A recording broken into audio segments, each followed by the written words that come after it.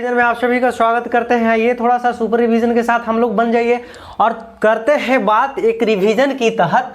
और रबी की फसल पढ़ेंगे आज हम लोग और एक खरीफ की फसल पढ़ेंगे। और बाबू किस मधुमक्खी के पालन को किस तरह से रिलेट किया जाता है हम उस सब के चर्चे करेंगे।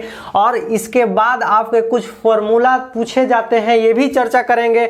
और किसके समिति के द्वारा किस शिक्षा नीति किस संग्रहित किया गया है हम उस सब के बाद बात करेंगे। कुछ राजधानी है हम लोग को राजधानी के बारे में चर्चा करेंगे। और मोरारजी देसाई के, राजेंद्र प्रसाद, बी आर अम्बेडकर और लाल बहादुर शास्त्री के इनका अगर बात करेंगे तो इनका घाट स्थल का नाम जानेंगे। और बौद्ध सम्मेलन 4 सम्मेलन हुआ इसका भी जिक्र करेंगे। और इसके बाद कौन शक संवत कौन सा चलाए थे हम लोग इसका भी बात करेंगे।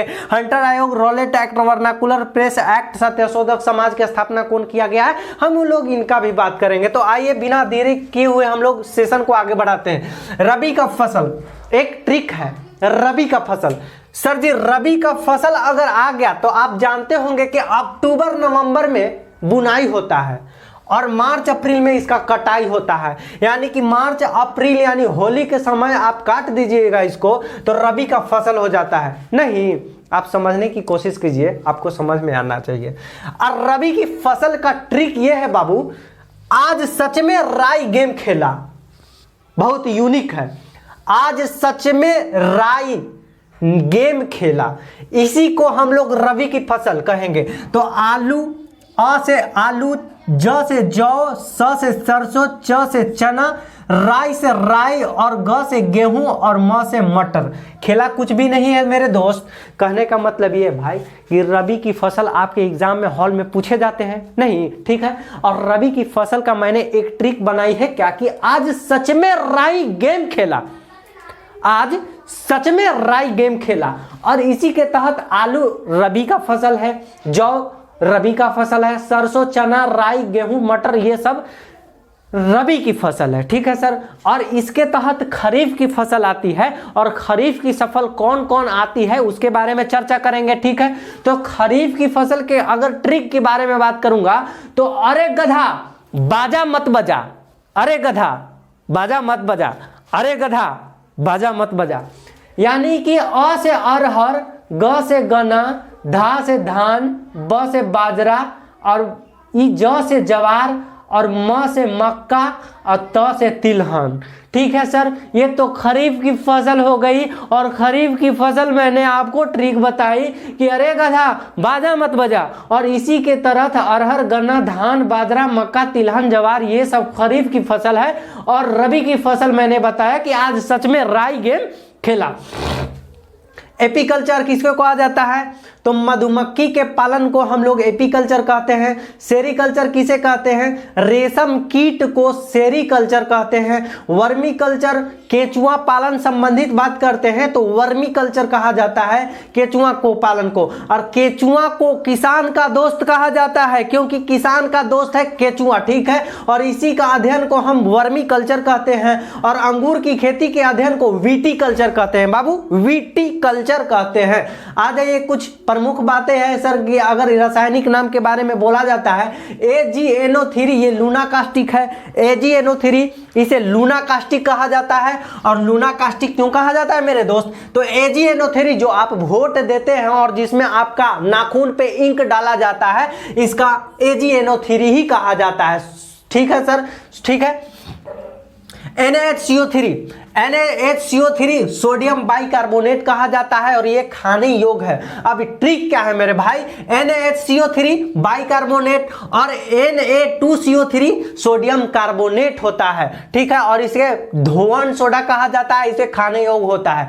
जब खाएंगे कब, जब हम बाई कर देंगे, खाते हैं तो बाई करते हैं ना, बाई करने लगे हम, इसी को हम NaCO3 सोडियम बाइकार्बोनेट कहते हैं। CuSO4 को हम लोग कॉपर सल्फेट के नाम से जानते हैं। और CaOH का व्हाइल ट्वाइस ये मेरे बुझे हुए चुने को प्रतीत है, ठीक है सर। कुछ समिति के नाम हम दे दिए और समिति के किस आयोग पे गठन किया गया है तो कस्तूरी रंगन समिति के आधार पे हम लोग नई शिक्षा नीति को जोड़े हैं। क्या जोड़े हैं बाबू, कस्तूरी रंगन समिति ये नई शिक्षा नीति को जोड़े हैं, और एक वर्थ समिति हाल ही के एग्जाम हॉल में रेलवे में पूछे गए बहुत से प्रश्न हैं, लेकिन उनमें से एक वर्थ समिति है जो बार बार पूछे जाते हैं। एक वर्थ समिति के द्वारा रेल बजट और आम बजट को अलग कर दिया। नहीं, एक वर्थ समिति रेल बजट आम बजट को अलग कर दिया, और विवेक ओबराय समिति रेल बजट आम बजट को मिला दिया गया। ठीक है, नहीं समझ में आया? एक बार फिर से। आरबीआई की स्थापना जिस तरह से हुई है, तो आरबीआई की यह स्थापना जो यंग हिल्टन आयोग की समिति से सिफारिश या संगठन किया गया है, उसी के तहत कस्तूरी रंगन समिति ये नई शिक्षा नीति को जोड़ा गया है, इसके आधार पर बनाया गया है। बाबू, एक वर्थ समिति रेल बजट को आम बजट से अलग कर दिया, और एक वर्थ के बाद अगर विवेक ओबराय समिति रेल बजट आम बजट को वापस मिला दिया गया। और शिव रमन समिति कहने का मतलब यह है कि शिव रमन समिति के तहत नाबार्ड की स्थापना हुई थी। और नाबार्ड की स्थापना कब हुई? तो नाबार्ड की स्थापना 1982 ईस्वी में हुई, और नाबार्ड की मुख्यालय कहां है बाबू? मुंबई में है। कहां? मुंबई में है। और नाबार्ड के वर्तमान अध्यक्ष कौन है? तो गोविंद चिंताला। आइए, कुछ राजधानी है, हम लोग राजधानी कुछ जान लेते हैं। तो सेंटियागो की राजधानी चिली। कहां बाबू? सेंटियागो की राजधानी चिली, हवाना की राजधानी क्यूबा, और सूडान की राजधानी खार्तूम। ठीक है। और कजाकिस्तान के राजधानी नूर सुल्तान हाल ही के देखने को मिला है। ठीक है सर। आइए, मोरारजी देसाई को घाट को, समाधि स्थल के घाट को क्या जाता है? अगर बात करें तो समाधि स्थल को क्या कहा जाता है? तो मोरारजी देसाई के समाधि स्थल को अभय घाट कहा जाता है, और बी आर अंबेडकर को चैत्रा भूमि कहा जाता है। ठीक है। और लाल बहादुर शास्त्री को हम लोग विजय घाट कहते हैं। क्या कहते हैं बाबू? लाल बहादुर शास्त्री को हम लोग विजय घाट कहा जाता है। ठीक है। और राजेंद्र प्रसाद को अगर हम बात करते हैं, तो राजेंद्र प्रसाद संविधान सभा के प्रथम अस्थाई सदस्य बने थे, और इनकी पुस्तक का नाम था इंडिया डिवाइडेड। किसकी पुस्तक की रचना है बाबू? तो राजेंद्र प्रसाद की है। अच्छा, बौद्ध सम्मेलन आप जानते होंगे कि 4 सम्मेलन हुआ है, और कब हुआ है और किसके बीच में हुआ है हम बताते हैं। तो पहला अगर बात करते हैं तो फर्स्ट और सेकंड, थर्ड, फोर्थ, यानी कि 4 गो बौद्ध सम्मेलन हुआ है, जिसमें पहला में राजगिरी हुआ, दूसरा में वैशाली हुआ, तीसरा में पाटलिपुत्रा हुआ, और चौथा में कश्मीर के कुंडल ग्राम में हुआ। जब राजगिरी में हुआ था तो उस वक्त शासक अजातशत्रु का था, और सेकंड में वैशाली में जो हुआ तो कालाशोक का था, पाटलिपुत्रा में अशोक का था, और चौथा में कनिष्क था। ठीक है सर, कनिष्क का था। अगर याद करने का ट्रिक ये है सर कि बौद्ध सम्मेलन में राजगिरी, वैशाली, पाटलिपुत्रा, कुंडलग्राम में हुआ था। अब याद करने के किसकी कौन था उस वक्त शासक? तो अक्का। देखिए, अ इसमें है, अ इसमें क, इसमें अ, इसमें क, यानी अक्का याद करेंगे कि अजातशत्रु, कालाशोक, अशोक, कनिष्क। ठीक है सर। अब कौन सा संवत चलाई थी? तो विक्रम संवत 57 ईसा पूर्व में कनिष्क ने विक्रम संवत चलाई थी 57 ईस्वी में। शक संवत 78 ईस्वी में हुआ था, विक्रमादित्य के द्वारा चलाया गया था। गुप्त वंश के शासक चंद्रगुप्त, यानी कि गुप्त संवत कौन चलाया था? तो 319 ईस्वी में चंद्रगुप्त द्वितीय के द्वारा चलाया गया था। वही अगर बात करते हैं तो स्वराज पार्टी की स्थापना 1923 ईस्वी में हुआ था, और इलाहाबाद में हुआ था। और स्वराज पार्टी की स्थापना किसने किया था? सीआर दास और मोतीलाल नेहरू ने किया था। सीआर दास को हम लोग दीन बंधु के नाम से भी जाना जाता है।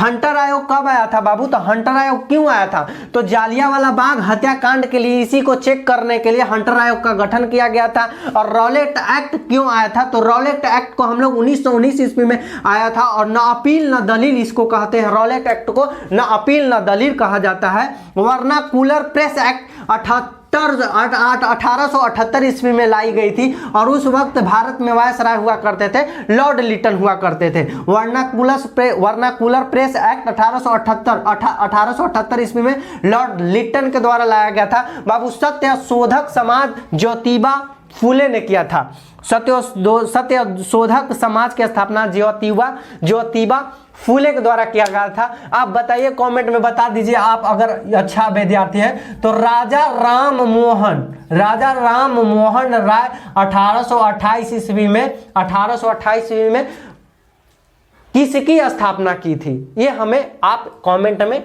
बताइए। ठीक है सर, शुक्रिया।